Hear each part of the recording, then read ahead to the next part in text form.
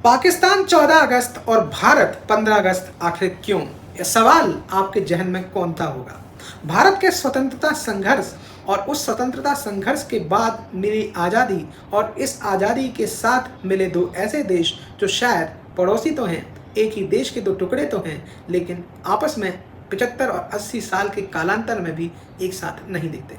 पाकिस्तान जब 14 अगस्त को भारत के बनने से पहले बन गया तो भारत को 15 अगस्त को मिली हुई आज़ादी अधूरी सी लगती है। शायद आपने अपने मन में यह सवाल पूछा होगा।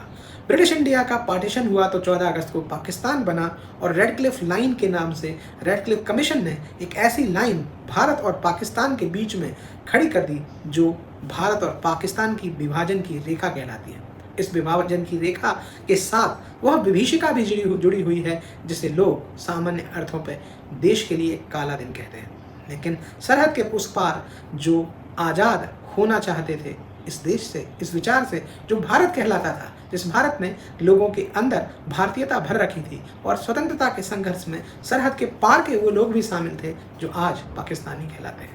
विभाजन एक विभीषिका थी। ब्रिटिश इंडिया का विभाजन हुआ तो डोमिनेंस के अस्तित्व में इंडिया और पाकिस्तान यानी भारत और पाकिस्तान नाम के दो देशों का उदय हुआ।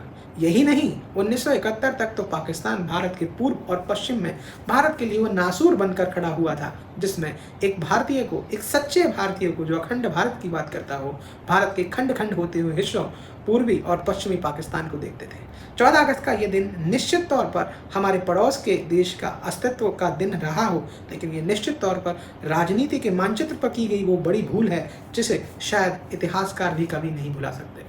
यह अमिट शाही से लिखा गया ऐसा काला अध्याय है जिसको लिखने से पहले हजारों लोगों को हवन में डाल दिया गया। हजारों लोगों की आशाएं और अपेक्षाएं आज़ादी के आने से पहले ही कुंठित हो गई। हजारों परिवार आज भारत बनाम पाकिस्तान के दंश में बटकर रह गए हैं। वह परिवार जो बॉर्डर्स के दोनों तरफ रहते थे कई दशकों तक इस दर्द को भोगते आए हैं। भारत के पाकिस्तान के साथ बंटवारे में जो कुछ हुआ वह ऐतिहासिक घटनाक्रम का एक ऐसा अध्याय था जो निश्चित तौर पर कालखंड में काले अध्याय के तौर पर लिखा जाएगा।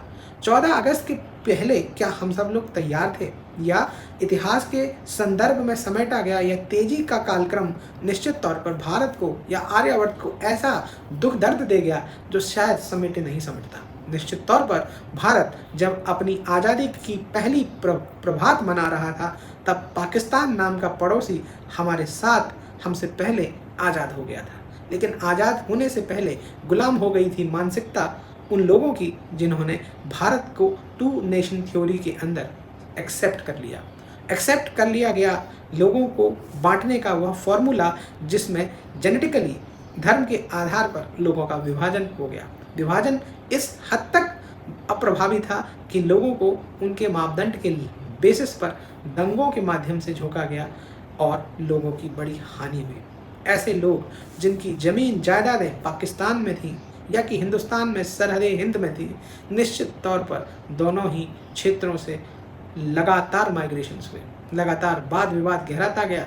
दोनों देशों की तात्कालिक सरकारें इस प्रक्रम को झेलने के प्रक्रम में नहीं थी कि वह लोगों के बीच में आई इस बड़ी समस्या को झेल सकती।